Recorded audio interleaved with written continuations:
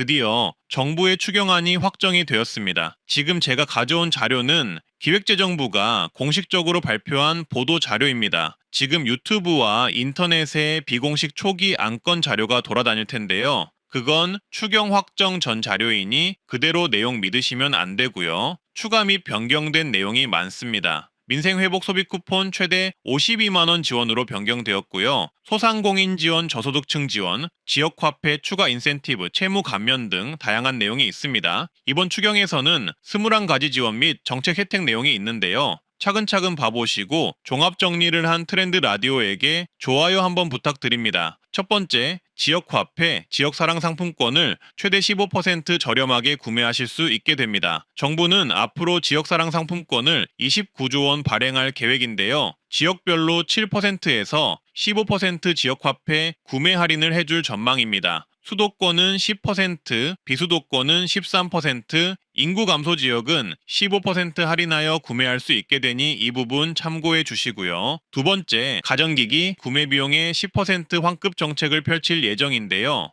에너지 효율 등급제 적용 중인 11개 품목 중 냉장고, 에어컨, 세탁기, 전기밥솥, TV 등을 대상으로 진행하며 30만 원 한도 환급 정책이 생길 전망입니다. 다만 이 부분은 세부적인 지원 대상 등이 없어 향후 세부 정책 발표 내용 확인은 필수인데요. 그때도 트렌드 라디오에서 정리해 드리겠습니다. 그리고 숙박 쿠폰을 1박당 2만 원 또는 3만 원 할인 쿠폰이 나올 예정이고요. 영화 관람 시 1회당 6천 원 할인, 스포츠 시설 이용 시 기초연금 수급자 어르신 5만 원 할인, 미술 전시 1회당 3천 원 할인, 공연 예술 1회당 1만 원 할인 정책이 나온다고 합니다. 여덟 번째, 중소기업 근로자 대상 휴가비 지원을 해주는데요. 지난 7년간 정책 사업을 소개했던 제 경험으로 봤을 때 한국관광공사에서 운영하는 근로자 휴가 지원 사업 지원 인원을 더 늘리겠다. 이 뜻으로 해석되고요. 해당 정책은 근로자가 20만 원 내면 기업과 정부가 20만 원 휴가비를 지원해주는 정책입니다. 아홉 번째는 전국민 민생회복지원금이 확정이 되었는데요. 기존 내용보다 추가된 내용이 발표되었습니다. 지역에 따라 일반 국민 최대 27만 원, 기초수급자 최대 52만 원을 받게 되었습니다. 이미 많은 분들이 아시듯이 1차의 선지급 시 전 국민이 15만 원을 받을 수 있고요. 차상위는 30만 원, 기초수급자는 40만 원을 받습니다. 근데 여기에 추가로 농어촌 인구소멸지역 거주하시는 분들은 1인당 2만 원 추가 지원을 받습니다. 그리고 2차로 상위 10%를 제외한 국민 90%에게 1인당 10만 원을 추가 지급하는데요. 정리하면 상위 10%는 총 15만 원을 받고 일반 국민은 총 25만 원, 차상위는 총 40만 원, 기초수급자는 총 50만 원을 받고요. 농어촌 인구 소멸 지역은 일반 국민 27만 원, 차상위 42만 원, 기초수급자 52만 원을 받게 됩니다. 지급수단은 지역사랑 상품권, 선불카드,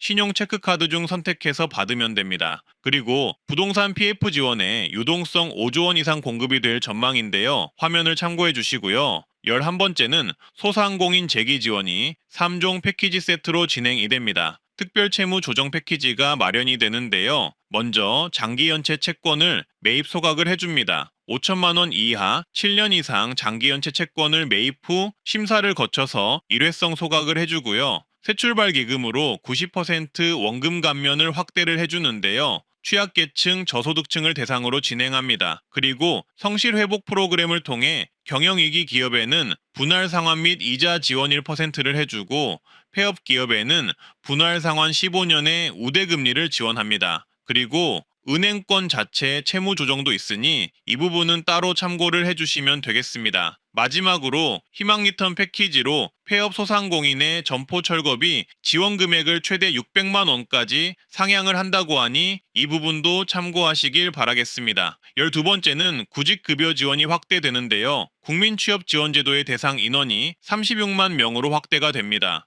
국민취업지원제도는 월 50만 원씩 6개월을 지원하는 구직 촉진 수당이 있으니 이 정책 꼭 활용을 해보시고요. 경제적으로 비교적 저소득층이 대상이나 청년들의 경우 좀 더 기준이 낮은 편이니 이 부분 꼭 활용해 보시길 바라겠습니다. 내용은 화면을 봐주시고요. 그리고 추가로 건설업 실직자의 경우 훈련수당을 20만 원을 추가 지원하는 정책도 나온다고 합니다. 13번째는 영세 사업장의 사회보험료를 80%를 지원하거나 이동식 에어컨 구입 비용의 70%를 지원하는 정책도 확대됩니다. 14번째는 임금체불 피해 지원인데요. 사업주에게는 금리 이자 지원을 하고 피해 근로자에게는 1% 금리로 1,000만 원 대출을 받을 수 있도록 지원합니다. 15번째는 저소득 청년을 지원하는데요. 무주택 청년, 신혼부부에게 전세임대 3,000호를 추가 공급하고요. 저소득 청년 대상으로 월세 지원도 확대가 되는데 중위소득 60% 이하 무주택 청년 대상으로 최대 월 20만 원, 24개월 월세 지원을 해준다고 합니다. 16번째는 일시적으로 어려움을 겪는 위기가구에 돌봄 서비스를 추가 공급하고 긴급복지 지원을 확대합니다. 17번째는 불법 사금융 피해자 지원과 개인회생 파산 관련 소송 대리 및 소송 비용 지원 센터도 추가로 설치가 된다고 합니다. 18번째는 호남 고속철도 평택 오송 복선화 공사 비용을 지원하고 하천 정비, 배수관로 개보수 비용에 추경 비용이 투입됩니다. 19번째는 또한 AI 신산업, 문화 콘텐츠 스타트업 육성에 약 1조 원 이상 비용이 투입이 되고 초기 창업 기업 대상으로 저금리 정책 자금 대출 정책이 나온다고 합니다. 마지막으로 20번째는 또한 AI 인프라 국산 NPU 개발을 위해 비용이 지원이 됩니다. 21번째 내용은 이번 추경의 일정을 말씀드릴 텐데요.